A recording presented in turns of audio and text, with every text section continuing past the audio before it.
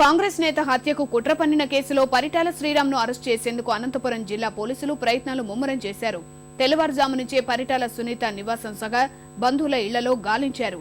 నిందితులు ఇచ్చిన సమాచారం ఆధారంగా శ్రీరాంపై కేసు నమోదు చేసినట్లు పోలీసులు చెబుతున్నారు.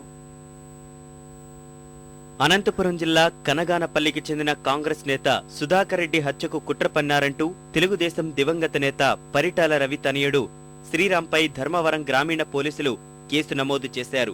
మొత్తం 12 మందిపై కేసు నమోదు చేసిన పోలీసులు ఇప్పటికే 3 అదుపులోకి తీసుకున్నారు.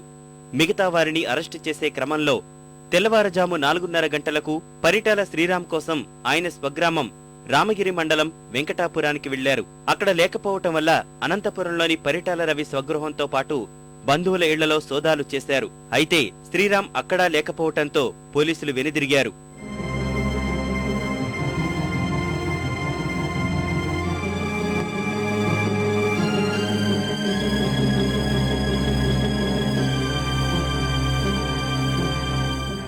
శ్రీరాం కోసం జిల్లా వ్యాప్తంగా ఉన్న పరిటాల రవి బంధువులు, ఇతర సన్నిహితుల ఇళ్లలో గాలింపు చర్యలు చేపట్టేందుకు పోలీసులు సిద్ధమయ్యారు. పోలీసుల తీరుపై పరిటాల సునీత ఆగ్రహం వ్యక్తం చేశారు.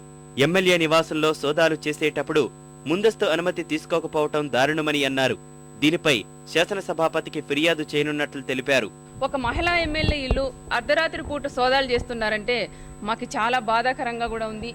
ధర్మవరంలో కానీ ఎక్కడన్నా కానీ హత్యలు అన్ని రకాలు కూడా జరిగినాయి, కానీ ఎక్కడ కూడా ఇంట్లో సోదాలు చేయలేదు. ఈరోజు నా ఇల్లు సోదా చేశారంటే ఆ రోజు పరిటాల రవి గారు ఉన్నప్పుడు చేశారు, ఈరోజు నా ఇంట్లో సోదా చేశారంటే ఏదో కుట్ర, దీని వెనక కుట్ర ఉందనేది మాకు చాలా తీవ్రంగా కూడా అనుమానంగా ఉంది. నిందితుల్ని పట్టుకునేందుకు ఎక్కడికైనా వెళ్లే హక్కు పోలీసులకు ఉందని అనంతపురం ఎస్పీ షానవాజ్ కాసిం తెలిపారు. సుధాకర్ రెడ్డిపై హత్యాయత్నం కేసులో పట్టుబడిన నిందితులిచ్చిన సమాచారం మేరకే శ్రీరాంపై కేసు నమోదు చేసినట్లు వెల్లడించారు. మనకి నిరస్తులు ఎక్కడ ఉంటే పోలీస్కి పవర్ ఉంది పోవడానికి, ఎందుకంటే చట్టం అదే పవర్ పోలీస్కి ఇస్తున్నారు. ఇది అనంతపూర్ ఉండవచ్చు, బెంగళూరు ఉండవచ్చు, కర్ణాటక ఉండవచ్చు, హైదరాబాద్ ఉండవచ్చు. We are only going for accused.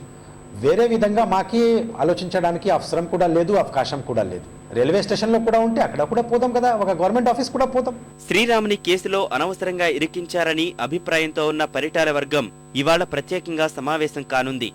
చట్టపరంగా ఈ విషయాన్ని ఎలా ఎదుర్కోవాలనేది చర్చించనుంది. శ్రీరాం బెయిల్ కోసం ధర్మవరం కోర్టులో పిటిషన్ వేసేందుకు సిద్ధమయ్యారు.